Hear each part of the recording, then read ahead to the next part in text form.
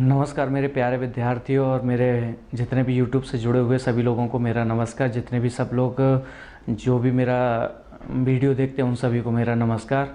और मैं उम्मीद करता हूँ आप सब लोग बहुत अच्छे होंगे और मेरे वीडियो का भी जो लोग मेरे वीडियो को कंटिन्यूटी में देखते रहते हैं वो लोग मेरे वीडियो का बेसब्री से इंतज़ार भी कर रहे होंगे। और उन लोगों को मैं सॉरी कहना चाहता हूँ क्योंकि मैं 4-5 दिन से संडे से लेकर आज तक मतलब गुरुवार तक 4 या 5 दिन हो गए मैं आप लोगों को वीडियो प्रोवाइड नहीं करवा पाया था।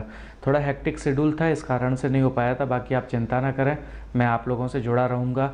मैंने आपसे पहले भी कहा था और आज भी कह रहा हूँ कि हमारे जो सबसे पहला काम मेरा जो रहेगा वो यही रहेगा, स्टूडेंट, मेरे दोस्त, मेरे फ्रेंड्स जितने भी हैं, मेरे सीनियर्स जितने भी हैं, मेरे जूनियर्स जितने भी हैं, उन सब ने मुझसे एक ही बात बोली थी कि सर आप जो भी वीडियो प्रोवाइड करवाते हैं, जो भी टॉपिक आप प्रोवाइड करवाते हैं, पहले उन सभी टॉपिकों को पूरा करें, उसके बाद कोई नया टॉपिक स्टार्ट करें। तो मैं आज फिर आप लोगों से कह रहा हूँ, आप उसकी चिंता नहीं करिएगा। जितने भी हमारे अभी वीडियो अधूरे रह गए हैं पहले हम उनको पूरा करेंगे। अभी हमारी कोऑर्डिनेट ज्योमेट्री चल रही है, उसको पूरा करेंगे। उसके बाद में हमारी ट्रिग्नोमेट्री या फिर नंबर सिस्टम जो भी हमने 2-3 क्लास चालू की थी फिर वो बीच में ही छोड़ दिया था, उनको पूरा करेंगे। ठीक है, उनको पूरा करने के बाद में फिर जो भी टॉपिक रह गए थे, जैसे अलजेब्रा का छोटा सा पार्ट रह गया है वो पूरा करेंगे। जैसे हमारा सीआई का छोटा सा पार्ट रह गया है वो पूरा करेंगे। जैसे ही ये सारे टॉपिक पूरे हो जाएंगे उसके बाद में हम कोई नया टॉपिक स्टार्ट करेंगे। पहला पॉइंट तो ये हुआ। दूसरा, डाउट सेशन तो मैं आप लोगों को प्रोवाइड करवा ही रहा हूँ। अभी थोड़ा सा गैप हो गया डाउट सेशन में, लेकिन अब मेरे पास और डाउट इकट्ठे हो गए हैं। अब मैं उनको जल्दी से जल्दी सॉल्व करके आप लोगों के सामने वीडियो के माध्यम से आपके सामने आऊँगा। ठीक है। तीसरी चीज़ ये है कि मैं मतलब अभी तो थोड़ा मेरा स्टूडियो बन रहा है। स्टूडियो जैसे ही इस जून के एंड तक या जुलाई के फर्स्ट वीक तक बन के तैयार हो जाएगा उसके बाद में मैं एक सेशन और स्टार्ट करूंगा जिसमें वीक में लगभग 2 या 3 टेस्ट जो भी प्रीवियस हुए हैं एसएससी के, सीजीएल के, एसएससी में जो सीजीएल होता है, सीएचएसएल होता है, सीपीओ होता है, या फिर किसी भी एग्ज़ाम के, मैं कोई भी एग्ज़ाम उठा लिया करूँगा। उस एग्ज़ाम के मैं आप लोगों को ईयर वाइज, जैसे मान लो 2018 में एसएससी के जितने भी पेपर हुए थे वो सारे के सारे पेपर पहले आप लोगों को प्रोवाइड करवा दूंगा। फिर मान लो 2018 में सब इंस्पेक्टर के, जैसे मान लो एमपी एसआई के, यूपी एसआई के, बिहार एसआई के, इन पेपरों को इकट्ठा करूंगा। जो भी गणित में क्वेश्चंस आए थे हम उन्हें पहले सॉल्व करा करेंगे। ठीक है, बाकी मैं आप लोगों से जुड़ा ही रहूँगा। ठीक, हमारा जो चैप्टर चल रहा था वो कोऑर्डिनेट ज्योमेट्री चल रहा था। मेरा सबसे पहला प्रेफरेंस यही रहेगा कि इसको पहले कराया जाए। इसके बाद में जो भी ट्रिग्नोमेट्री या फिर नंबर सिस्टम जो हमने स्टार्ट किया था वो बीच में ही छोड़ दिया था, उनको हम आगे बढ़ेंगे। ठीक है, तो हम स्टार्ट करें कोऑर्डिनेट ज्योमेट्री का। आज पार्ट 5 है। पार्ट 5 यानी क्लास 5 है। अब क्लास 5 को समझने के लिए आपको सबसे पहले चारों वीडियो मतलब चारों क्लासेस आपको पूरी तरह देखनी पड़ेंगी। बाकी 5वीं क्लास में ऐसा कुछ भी नहीं है, अगर आप बीच में से भी ज्वाइन करते हैं तो आपको 100% पूरा समझ में आएगा, उसकी आप चिंता नहीं करिएगा। ठीक है, बाकी मैं आप लोगों के साथ बैठा हूँ, आपको टेंशन लेने की ज़रूरत नहीं है। आप अगर इस 5वीं क्लास को भी देखते हैं तो भी आप पूरी तरह इसको समझ पाएंगे। ठीक है, स्टार्ट करें। हमारा आज का टॉपिक है बड़ा अच्छा है, इसको थोड़ा सा ध्यान से समझना क्योंकि 99% क्वेश्चन यहाँ से आपका एक क्वेश्चन आ ही जाता है एग्जाम में। अगर मान लो आप एसएससी सीजीएल का पेपर दे रहे हैं, उसमें मान लीजिए 20 पेपर हुए। 20 पेपर जानते हैं ना आप लोग, शिफ्ट वाइज टोटल 20 शिफ्ट हुई और 20 शिफ्ट में से कम मैं आपसे दावे के साथ कह सकता हूँ 10 से 12 शिफ्ट ऐसी होंगी जहाँ से इसमें से क्वेश्चंस आए होंगे। यहाँ पर मैं जो सारे क्वेश्चंस आपको करा रहा हूँ या तो ये किसी एग्जाम में आ रखे हैं या किसी स्टूडेंट ने मुझे डाउट के फॉर्म में पूछ रखा है। ठीक है, बाकी तो आप जानते ही, आप लगाइए बुक लगाइए, आप कोई सी भी बुक लगाइए, आप लोगों के क्वेश्चन 100% बनने चाहिए, मेरा यही उद्देश्य होता है। ठीक है, तो स्टार्ट करें। आज का है, आप लोग इस पार्ट को लिख लेना, इंटरसेप्ट फॉर्म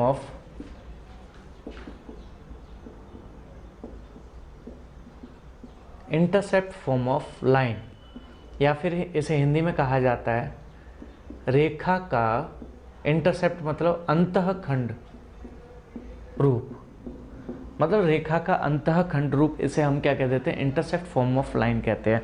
अब ये होता क्या है, आप लोग अगर याद करें, मैंने एक इक्वेशन बताई थी y बराबर mx प्लस c। अगर आप लोग याद करेंगे तो वहाँ पे ये चीज़ बताई थी और मैंने आपको बताया था c जो है वो बाई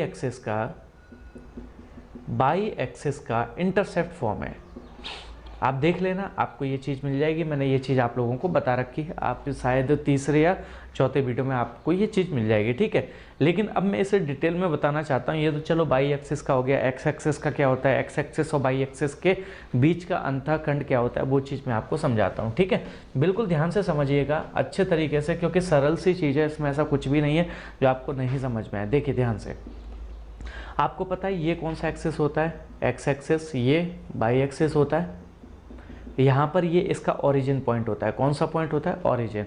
मान लीजिए मैं इधर चल रहा हूँ, तो आपको पता है अगर आप यहाँ पे आए, इधर चले, तो आप यहाँ पे पॉइंट बनते हैं, आपको ये सारी चीज़ें पता होगी। और अगर पॉइंट बनेंगे, ये अपना एक्स एक्सिस है, तो यहाँ पे किसकी वैल्यू जीरो होती है, बाई की वैल्यू जीरो होती है ना।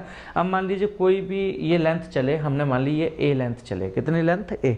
ऐसे ही अगर मैं आपसे बोलूँ इधर चलेंगे, तो यहाँ पे आप क्या कहेंगे, सर अगर मैं बाई एक्सिस पे चल रहा हूँ तो यहाँ पे एक्स की वैल्यू जीरो हो जाएगी, और मैंने मान लिया ये बी पॉइंट चला, ठीक है। इसका मतलब क्या है, ध्यान से समझिएगा। इसका मतलब ये है कि ये वाली जो लेंथ होगी वो कितनी होगी, ए होगी, तभी तो ये पॉइंट कौन सा बनेगा, ए कॉमा जीरो बनेगा। ये वाली जो लेंथ होगी वो कौन सी होगी, बी होगी, तभी तो ये कितना बनेगा, जीरो कॉमा बी बनेगा। तो मैंने आपको बताया भी था, अगर आपको ध्यान हो, सी के बारे में, उस बाई बराबर एम एक्स प्लस सी के बारे में बताया था। ऐसे ही अब समझना ध्यान से कि ये क्या है, बी। तो ये बाई एक्सिस पर बी क्या है, अंतःखंड रूप है। यहाँ पे एक्स एक्सिस पर ए क्या है, अंतःखंड रूप। तो आप यहाँ पे अगर ए और बी को डिसाइड करना चाहें, अगर ए और बी को डिफाइन करना चाहें, तो कैसे डिफाइन करेंगे, यहाँ पर ए क्या हो जाएगा, length of intercept on x axis. मतलब एक्स एक्सिस पर ए जो है वो लंबाई है, और वो लंबाई किसके, इंटरसेप्ट की। इंटरसेप्ट मतलब अंतःखंड, अंदर वाले भाग की। अंदर वाले भाग की मतलब ये है कि जब आप इस लाइन को खींचेंगे तो इस लाइन के ये वाला अंदर वाला भाग हो गया, इसे इंटरसेप्ट फॉर्म कहा जाता है, अंतःखंड भाग कहा जाता है। तो ए क्या होगी, एक्स एक्सिस पर अंतःखंड की लंबाई।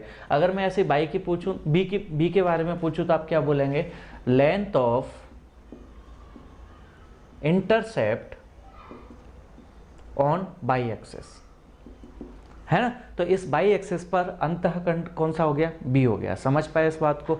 और अगर मैं आप लोगों से कहूं कि एक चीज़, छोटी मोटी सी बातें बताएं, आप जो बेसिकली जानते होंगे कि ये क्या है, ए, आप कहेंगे ये क्या है, बी। अगर यहाँ पे मैं पूछूं कि ये एक्स एक्सिस है, ये बाई एक्सिस है, ये इसका ओरिजिन पॉइंट हमेशा किस पे काटता है, 90 डिग्री पे काटता है। तो मुझे बताएंगे इसमें आप पाइथागोरस थ्योरम का प्रयोग कर सकते हैं। और अगर आप इसमें पाइथागोरस थ्योरम का प्रयोग करेंगे तो इसकी लंबाई कितनी आ जाएगी, तो आप कहेंगे सर रूट के अंदर ए स्क्वायर प्लस बी स्क्वायर, कहेंगे ना।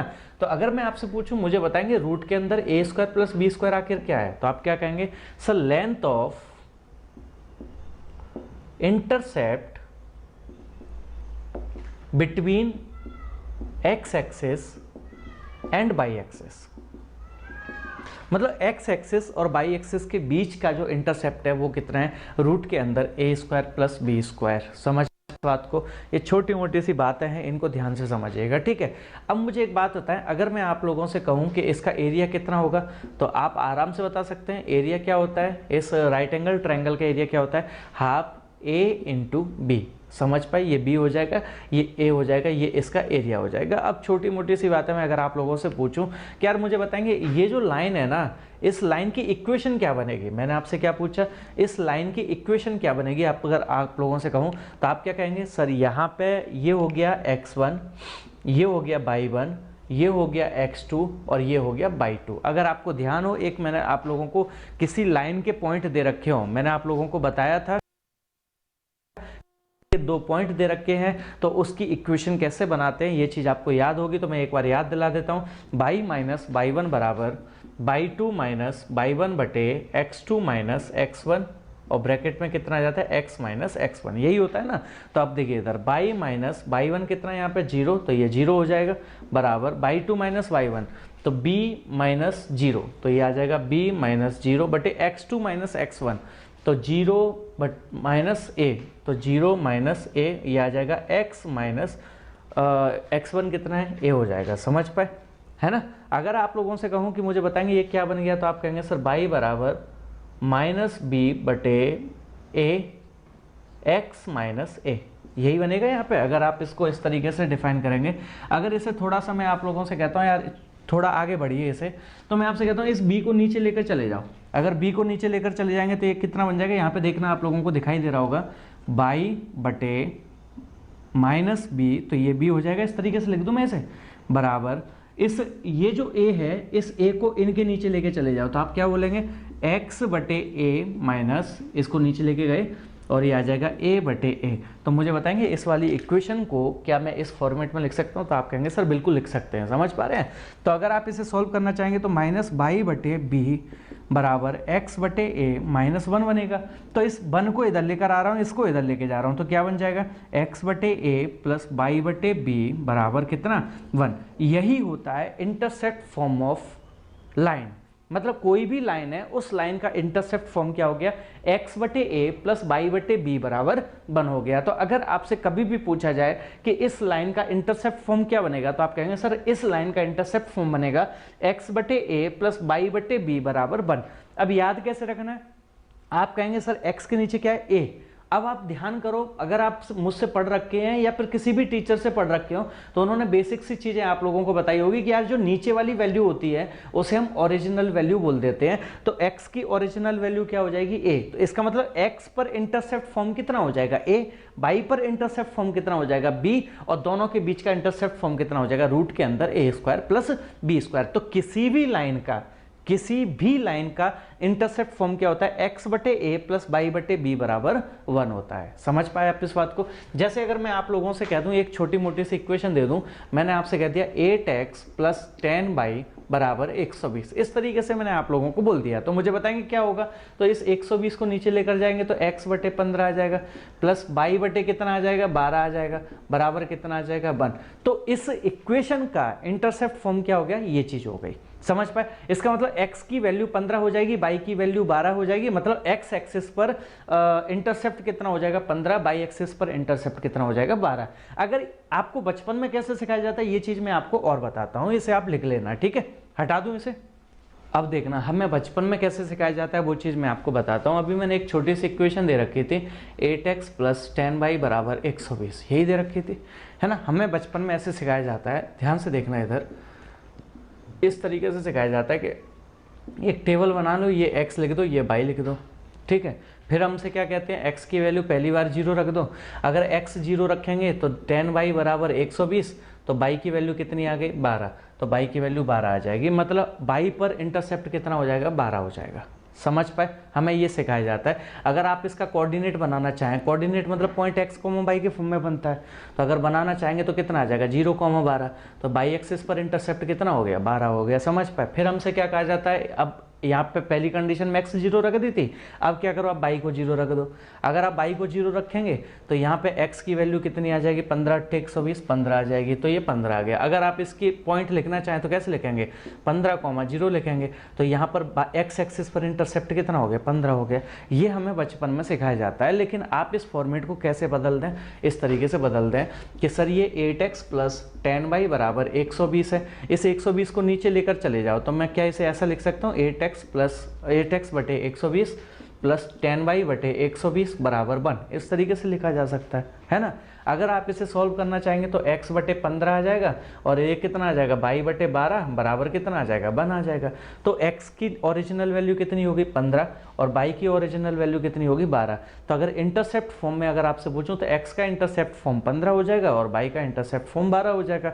x का इंटरसेप्ट मतलब a और y का इंटरसेप्ट मतलब b हो जाएगा। समझ पाए, ये छोटी सी मोटी सी बात है, आप याद रखना, ठीक है।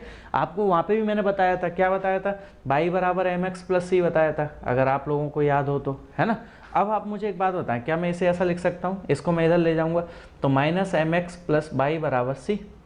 समझ पाए, अगर मैं c को नीचे लेकर जाऊंगा तो माइनस mx बटे c प्लस y बटे c बराबर कितना हो जाएगा, 1। अब मुझे बताएं, मैंने आपको क्या बताया था, c क्या होता है, तो आपको बताया था c होता है y का इंटरसेप्ट फॉर्म। तो अब y एक्सिस पर इंटरसेप्ट फॉर्म, तो y एक्सिस पर इंटरसेप्ट फॉर्म कितना हो गया, c हो गया। बताया था ना आप लोगों को, लेंथ याद हो आप लोगों के, जब मैं इक्वेशन बता रहा था तब मैं आपसे कह भी रहा था कि इस c को आप याद रखेंगे। इस पर आधारित एक क्वेश्चन भी आया था, ये भी मैंने आप लोगों को उस समय कराया था। तो ये चीज़ आप याद रखना, छोटी मोटी सी चीज़ें होती है, बाकी तो इसमें कुछ भी नहीं है, ठीक है। एक जनरल एक बेसिक एग्जाम्पल मैं आप लोगों को देता हूँ कि आपके एग्जाम में CHSL वगैरह CGL वगैरह का जब आप पेपर देते हैं तो उसमें क्वेश्चन कैसे आता है, ध्यान से समझना।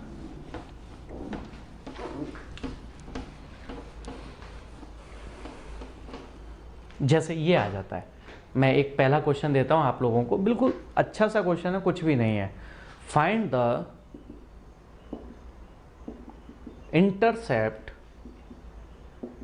Between x axis and by axis of equation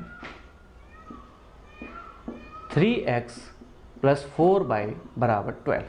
आपसे कह दिया मुझे बता दो 3x प्लस 4y बराबर 12 एक्सिस का इंटरसेप्ट क्या होगा, एक्स एक्सिस और बाई एक्सिस के बीच का, एक्स एक्सिस और बाई एक्सिस के बीच का।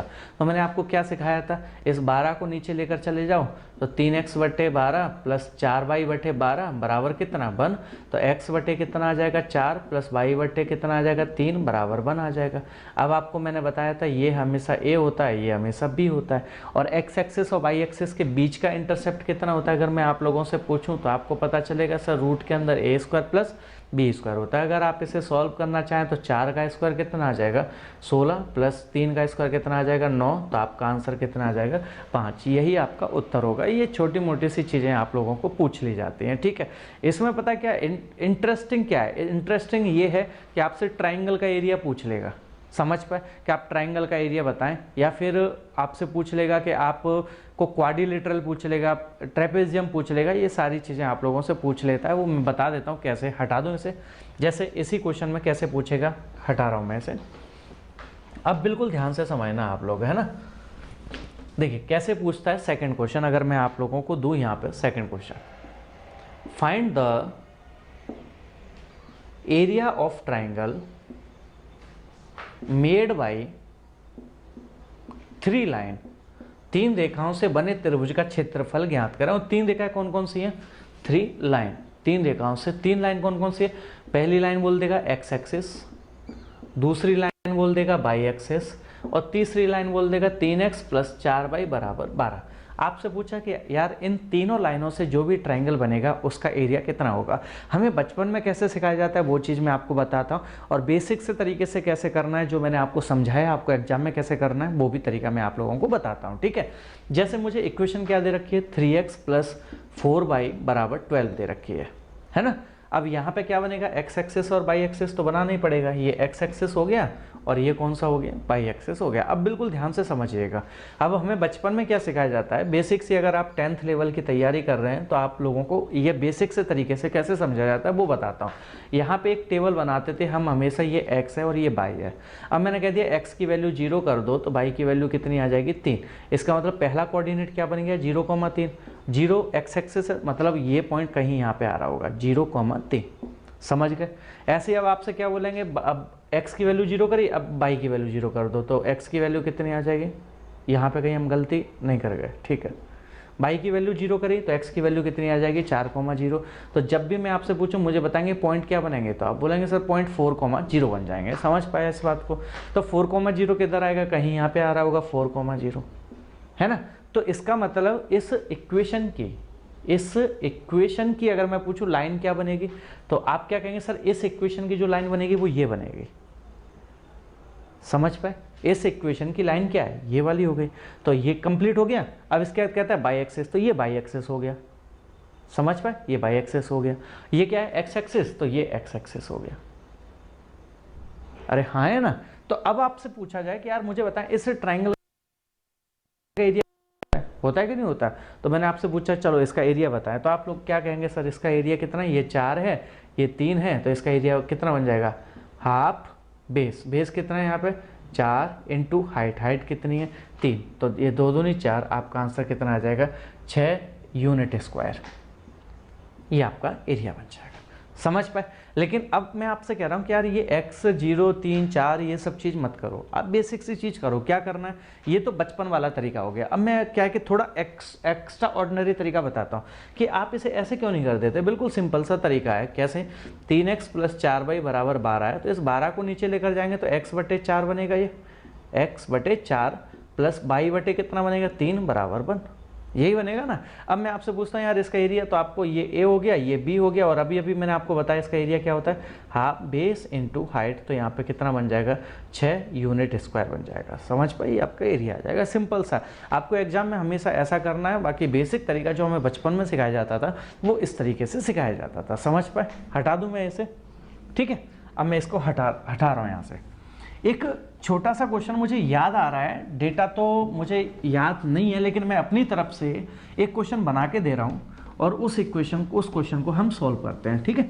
देखिए, एक क्वेश्चन मुझे हल्का फुल्का सा याद आ रहा है, बता देता हूं। थर्ड क्वेश्चन आप करना है इसे, बिल्कुल बहुत अच्छा क्वेश्चन है, बहुत शानदार क्वेश्चन है, आपको करना भी चाहिए, ठीक है। तो इसलिए ध्यान से समझना। और बाकी क्वेश्चन ओरिजिनल क्या था, ओरिजिनल क्वेश्चन तो मुझे याद नहीं है, डेटा बदल रहा हूं, बाकी सब सेम था, क्वेश्चन और सेम था, लेकिन डेटा मैं अपनी तरफ से बना रहा हूं, ठीक है। आपसे क्या कहा गया था, find the area of triangle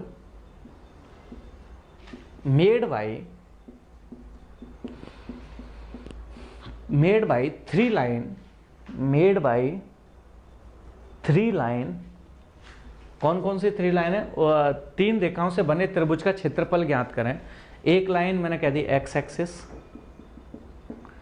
यहां पर एक लाइन मैंने आपसे कह दी 3x + 4y = 12, और एक लाइन मैंने आपसे कह दी यहां पे 5x + 7y = 135। ऐसे मैंने बोल दिया। अब देखिए डेटा, ये इक्वेशन बदल सकती है तो कोई दिक्कत नहीं, आपको बिल्कुल पैनिक होने की जरूरत नहीं है। सिंपल सी चीज आपको याद रखनी, कैसे वो मैं बताता हूं आप लोगों को, ठीक है। अब उसने क्या कहा, एक्स एक्सिस 3x + 4y और 5x + 7y से बना हुआ वो बनाना है। अब देखिए इधर अगर आप इसे कोऑर्डिनेट पे डिनोट करेंगे, इस तरीके से बनाएंगे, है ना। तो इसको बनाएंगे तो क्या बनेगा, एक तो बनेगी 0,3, एक बनेगी कितना 4,0। अभी अभी मैंने आप लोगों को बताया था, अभी इसी इक्वेशन को समझा रहा था। एक लाइन तो ये बन गई, ठीक है। अब एक लाइन ये बनेगी, ये क्या बनेगी, x/7 + y/5 = 1। इसका मतलब एक लाइन कौन सी बनेगी आपकी, एक लाइन बनेगी आपकी 7,0। एक लाइन कौन सी बनेगी यहाँ पे 0,5, यही बनेगी ना। यहां से जब आप बनाएंगे तो 7,0 बन जाएगा, ऐसे 0,5 बन जाएगा। जैसे आपको पिछले क्वेश्चन में आपको बता रहा था ना 10th लेवल पे हम इसे कैसे सॉल्व करते थे, तो मैंने एक ये लाइन बना के दिखाई थी, ऐसे इस लाइन को। अब आप इस लाइन को भी खींचेंगे तो आप कहेंगे सर इन 2 लाइन से ट्राइंगल कैसे बन रहा है। अगर आपके दिमाग में आएगा सर, चलो ये तो होगी 3x + 4y = 12, ये होगी आपकी 5x + 7y = 35, ये होगी आपकी x एक्सिस। तो आप कहेंगे सर ट्राइंगल कहाँ बन रहा है, तो मैं आपसे कहूंगा कि थोड़ा सा आप अगर गौर करेंगे तो ट्राइंगल बनेगा। कैसे बनेगा वो चीज मैं आपको बताता हूं कि जब भी इन 2 लाइनों को हम आगे बढ़ाएंगे, मुझे सबसे पहले ये बताएं क्या ये दोनों लाइनें पैरेलल हैं। आपको पैरेलल की कंडीशन बताई थी, क्या बताई थी पैरेलल की कंडीशन, अगर आपको याद हो A1/A2 पैरेलल की कंडीशन आपको क्या बताई थी, A1/A2 = B1/B2। कुछ याद आ रहा हो, does not equal to C1/C2, ऐसा मैंने आप लोगों को बताया था। तो मुझे बताएंगे A1 कितना है 3/A2 कितना है 5 = A2, B1 कितना है 4/B2 कितना है 7। क्या ये बराबर है, नहीं है। इसका मतलब ये दोनों लाइनें पैरेलल नहीं है, और अगर ये दोनों लाइनें पैरेलल नहीं हैं तो इसका मतलब ये कहीं ना कहीं टकराएंगी। तो हम इन दोनों को जब आगे बढ़ाएंगे, इस तरीके से, तो ये कहीं ना कहीं टकरा रही होंगी। मान लीजिए ये दोनों को जब आगे बढ़ाया तो ये इस पॉइंट पे टकरा गए, समझ पाए, इस पॉइंट पे टकरा गई। तो अब आपके पास सामने ट्राइंगल दिखाई दे रहा होगा। मैंने आपको पहली क्लास में बताया था कि लाइन को हम बाउंड नहीं कर सकते, लाइन कहीं तक जा सकती है, इनफाइनाइट तक जा सकती है। मैंने ये चीज आपको पहली क्लास में बताई थी, इस कोऑर्डिनेट के पार्ट 1 में, क्लास फर्स्ट में मैंने आपको बताया था किसी भी लाइन को आप ऐसे ही छोड़ मत देना। जैसे उस समय मैं समझा रहा था ना, अगर इस लाइन का जो स्लोप होगा उसे आप कितना भी आगे बढ़ा दें, तो इस लाइन का बोल दो या इस पूरी लाइन का बोल दो, स्लोप हमेशा, इस लाइन को आप कितना भी बढ़ा सकते हैं, उसमें कोई फर्क नहीं आ सकता। समझ पा रहे हैं इस बात को। तो ऐसे ही अगर मैं आप लोगों से बोलूं कि इन लाइनों को आप कितना भी आगे बढ़ाते हैं, तो ये जो पूरी लाइन है ना, ये काम किसके लिए करेगी, 3x + 4y = 12 के लिए काम करेगी। लाइन कभी बाउंड नहीं होती, वो इनफाइनाइट तक जाती है। वो तो हम दर्शा देते हैं कि चलो इतना कर लो। तो ये जो लाइन है वो इसके लिए काम करेगी। ये जो ऊपर वाली लाइन है ये किसके लिए काम करेगी, 5x + 7y = 35 के लिए काम करेगी। तो मुझे बताएं 3x + 4y हो गई, बिल्कुल हो गई। आप बताएं 5x + 7y हो गई, बिल्कुल हो गई। यहाँ पे x एक्सिस हो गई, देखो ये रही x एक्सिस, बिल्कुल हो गई। तो आपके सामने एक ट्राइंगल दिखाई दे दे रहा है। हाँ, मैंने पूछा इस ट्राइंगल का एरिया क्या होगा, तो किसी भी ट्राइंगल को एरिया को निकालने के लिए आप बेस गुणा हाइट, मतलब उसका बेस चाहिए और हाइट चाहिए। तो आप कहेंगे सर इस ट्राइंगल का मेरे पास बेस तो है लेकिन हाइट नहीं है, तो आप क्या करेंगे, यहां से इस चीज की क्या निकालेंगे, हाइट निकालेंगे। और ये जो हाइट है वो कौन से एक्सिस पर आएगी, अगर मैं पूछूं ये कौन सा एक्सिस है, तो आप क्या कहेंगे, सर ये बाई एक्सिस है। तो ये जो h होगी ना वो बाई की वैल्यू के बराबर होगी। किसकी वैल्यू के बराबर, बाई की वैल्यू, क्योंकि ये जो h है वो किसके लिए काम करेगी, इस बाई एक्सिस के लिए काम करेगी। तो एक बेसिक कंसेप्ट आप हमेशा अपने दिमाग में डाल दो, क्या डालना है, अगर यहां पे x एक्सिस दे रखा है तो बाई की वैल्यू h के लिए काम करेगी। तो एक नोट करके आप अपनी तरफ से लिख लेना, नोट करके क्या, कि अगर x एक्सिस गिवन है तो बाई की जो वैल्यू होगी वो किसके लिए काम करेगी, h के लिए काम करेगी। और अगर बाई एक्सिस क्वेश्चन में गिवन है तो x की जो वैल्यू होगी वो किसके लिए काम करेगी, h के लिए काम करेगी। ये छोटा सा नोट करके आप, ये पॉइंट बहुत ज्यादा इंपॉर्टेंट है, इसको याद रखना, समझ पाए। अब मुझे क्या चाहिए, h कैसे निकलेगी, बाई की वैल्यू। तो ये चीज आपको बचपन में फिर से सिखाई जाती है कि अगर मैं आपसे बोलूं 3x + 4y = 12, 5x + 7y = 35 है, मैंने आपसे कहा कि यार मुझे बाई की वैल्यू चाहिए, तो आप कहेंगे सर बाई की वैल्यू अगर लेनी है तो x को बराबर करना पड़ेगा। x को बराबर करने के लिए इसमें 5 का गुणा करना पड़ेगा और इसमें 3 का गुणा करना पड़ेगा, तभी तो बराबर होंगे। तो ये कट गया, 5 चौक 20, 7 तिये 21, तो ये आ जाएगा 20 में से 21 गए -y। मैं ऊपर वाली में से नीचे वाली को घटा रहा हूँ, ठीक है। तो यहाँ पे हम करते 12 पंजे 60, ये आ जाएगा 60, और ये कितना आ जाएगा, 5 तिये 15, 3 3 9 और 105 आ जाएगा, 35 3 105 हो जाएगा।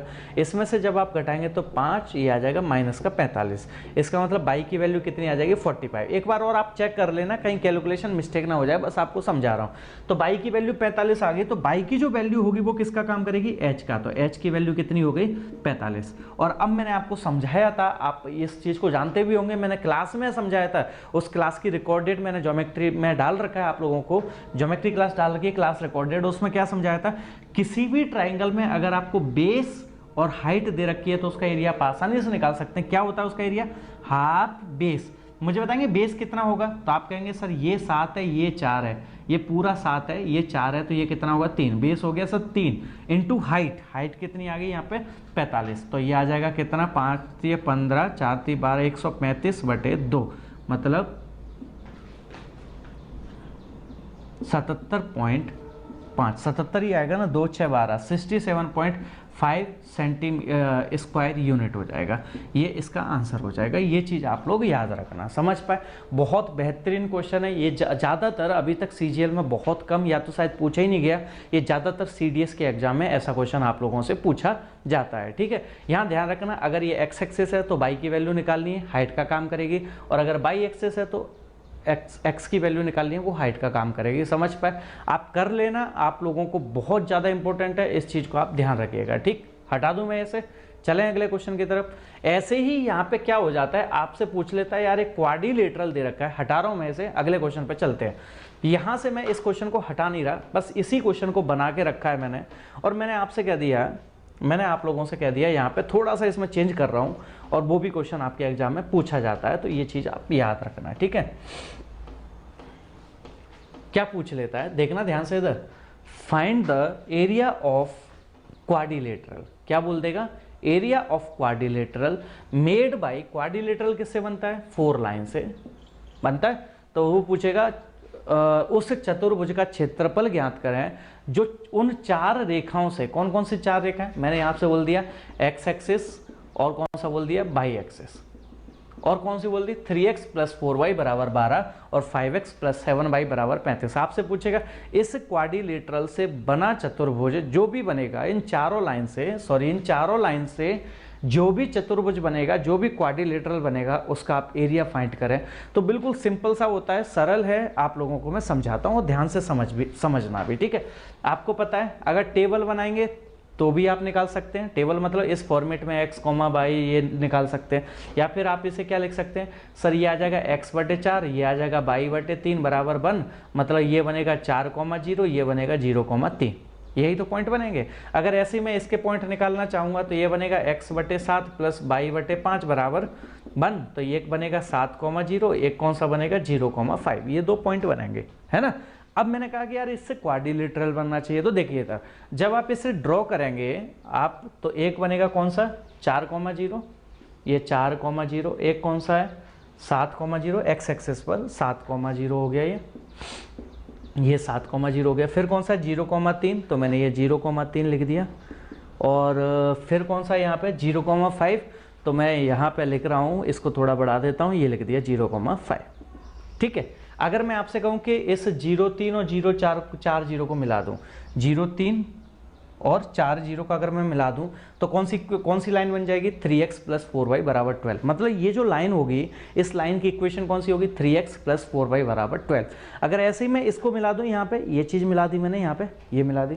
अब मैंने पूछा आपसे कि मुझे बताएंगे कि इस लाइन की इक्वेशन कौन सी होगी, तो आप कह देंगे सर इस लाइन की इक्वेशन बन जाएगी 5x + 7y = 35। तो देखिए था ये वाली लाइन हो गई, ये नीचे वाली, ये वाली लाइन हो गई, ये ऊपर वाली, ये क्या है एक्स एक्सिस, तो ये एक्स एक्सिस हो गया, देखो ये रहा एक्स एक्सिस है ना। ये क्या है बाई एक्सिस, तो ये बाई एक्सिस हो गया। अब आप मुझे बताएं क्या ये क्वाड्रिलेटरल बनना है, ये चतुर्भुज बन रहा है।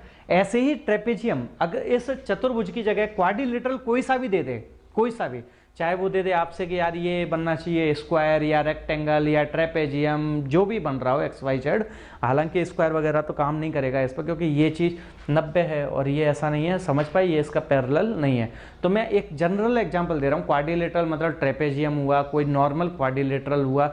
अगर उस कंडीशन में आपसे पूछ ले तब आप क्या करेंगे, बेसिक सी चीज़ याद रखना। मैंने कहा इस बड़े वाले ट्राइंगल में से, इस बड़े वाले ट्राइंगल में से अगर मैं इस छोटे वाले ट्राइंगल का एरिया माइनस कर दूं तो ये बचा हुआ एरिया आ जाएगा। समझ पाए इस बात को। और ये बचा हुआ जो एरिया होगा वो इस क्वाड्रिलेटरल का ही तो एरिया होगा।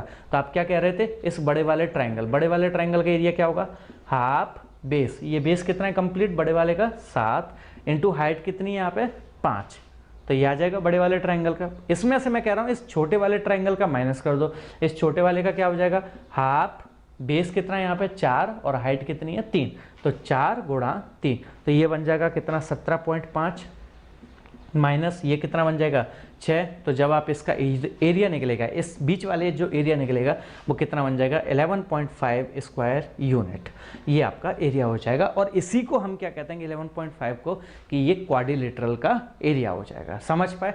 यहाँ पे ये इंटरसेप्ट फॉर्म ऑफ जो लाइन है ना, ये इतनी ज़्यादा इंपॉर्टेंट है, इतनी ज़्यादा इंपॉर्टेंट है कि मैं आपसे कह नहीं सकता। इसलिए आप ध्यान रखना कि मैंने आपसे क्या कहा था, अगर आपके 20 सेट होते हैं तो उसमें से 11 से 12 सेटों में इनमें से क्वेश्चंस आपके आ जाते हैं। समझ पाए।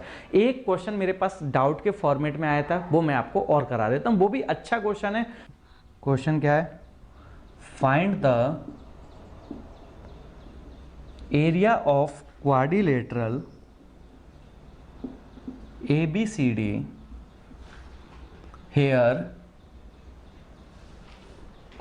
AC and BD are the diagonal on x-axis and y-axis।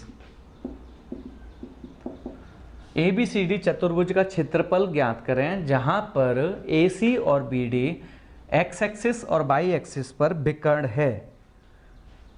एक इक्वेशन दी है, AB की इक्वेशन है 3x + 4y = 24, और यहाँ पे आपको CD की इक्वेशन दे रखी है, CD लाइन की 8x + 15y = 120। सिंपल सा है। चलो ये क्वेश्चन है आपका, या माइनस कर लेना, हमने जो क्वेश्चन लिखा था उसमें ये ध्यान रखना ये माइनस है। अगर मैं आपसे कहूँ यार एक बात बताएंगे, इसके पॉइंट क्या बनेंगे, तो ये -8,0 बन जाएगा, और एक कौन सा बनेगा 0,-6 बनेगा। अगर मैं कहूँ कि यार इसे एक उस पर डिनोट कर दो, तो आप क्या करेंगे एक्स एक्सिस और वाई एक्सिस पर डिनोट करना चाहेंगे, तो -8,0 मान लीजिए ये पॉइंट है -8,0, और मान लीजिए ये पॉजिटिव बाई एक्सिस होता है, और ये कौन सा होता है पॉजिटिव एक्स एक्सिस। यहाँ पे अगर मैं आप लोगों से पूछूं, अगर मैं यहाँ पे पूछूं, इधर माइनस आ जाएगा, इधर प्लस आता है, इधर प्लस आता है, इधर माइनस आता है, तो ये क्या बनेगा, -6,0 बनेगा। तो जब आप मिलाएंगे तो ये लाइन बनेगी। इस लाइन की इक्वेशन क्या हो जाएगी, 3x + 4y = -24। अगर ऐसे ही मैं आपसे पूछूं यार इसका क्या होगा, तो आप कहेंगे सर 15,0 हो जाएगा, और क्या हो जाएगा, 0,8 हो जाएगा, यही होगा ना। तो 15,0 मान लीजिए ये रहा 15,0, तो ये 15,0 हो गया, 0,8 तो ये 0,8 हो गया। तो ऐसे ही ये लाइन बन गई, समझ पाए। तो इस इक्वेशन की ये लाइन हो जाएगी, इस इक्वेशन की ये लाइन हो जाएगी, और क्वाड्रिलेटरल बनना चाहिए ABCD। तो ये ABCD बनना चाहिए, तो ये A हो गया, ये B हो गया, ये C हो गया, और ये D हो गया। तो जब आप मिलाएंगे तो ये क्वाड्रिलेटरल बन जाएगा, कौन सा, ABCD आपका क्वाड्रिलेटरल बन गया, ठीक है। अब आप मुझे बताएंगे इस क्वाड्रिलेटरल में AC क्या हो गया आपका डायगोनल, और BD क्या हो गया आपका डायगोनल। AC आपका कौन से एक्सिस पर डायगोनल है, X एक्सिस पर। वो देख लीजिए क्वेश्चन में दे रखा है AC X एक्सिस पर डायगोनल है, तो AC X एक्सिस पर विकर्ण हो गया, और BD बाई एक्सिस पर डायगोनल है, तो ये बाई एक्सिस पर डायगोनल हो गया। और अगर किसी के डायगोनल 90 डिग्री पे काटते हैं, किसी के डायगोनल अगर 90 डिग्री पे काटते हैं, तो मैंने आप लोगों को समझाया था, अगर आपको पूरी तरह याद हो, तो इसका जो एरिया होता है वो हाफ D1 × D2 होता है। वैसे अगर किसी भी क्वाड्रिलेटरल या किसी भी चतुर्भुज का अगर आपको डायगोनल्स दे रखे हैं और उसका एरिया निकालना चाहते हैं, तो क्या होता है, half D1 × D2 sin theta, यही होता है ना। लेकिन अगर उसके डायगोनल 90 डिग्री पे काट जाएं, तो ये sin 90 कितना होता है, 1, इसलिए हम इसे यहाँ से हटा देते हैं। जिन्होंने मुझसे पढ़ रखा है वो भी उनको भी ध्यान आना चाहिए, और जिन्होंने नहीं पढ़ रखा तो मैंने क्लास रिकॉर्डेड, थोड़ा सा भले ही वीडियो की क्वालिटी खराब है, लेकिन क्लास रिकॉर्डेड को आप पढ़ेंगे तो आपको ये चीज़ मिल जाएगी, ठीक। अब आप मुझे बताएंगे ये कितना है, 8, ये कितना है, 15, 15 और 8 कितना हो गया, टोटल 23, ये 23 हो जाएगा।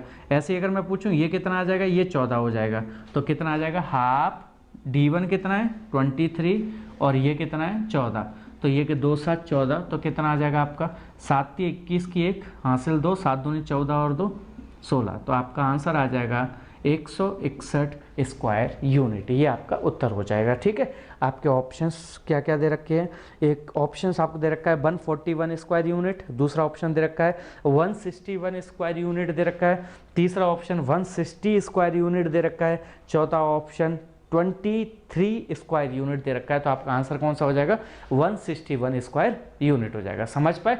ये आपका ऐसा भी क्वेश्चन आपका क्वाड्रिलेटरल का कभी कभी पूछ लिया जाता है, ठीक।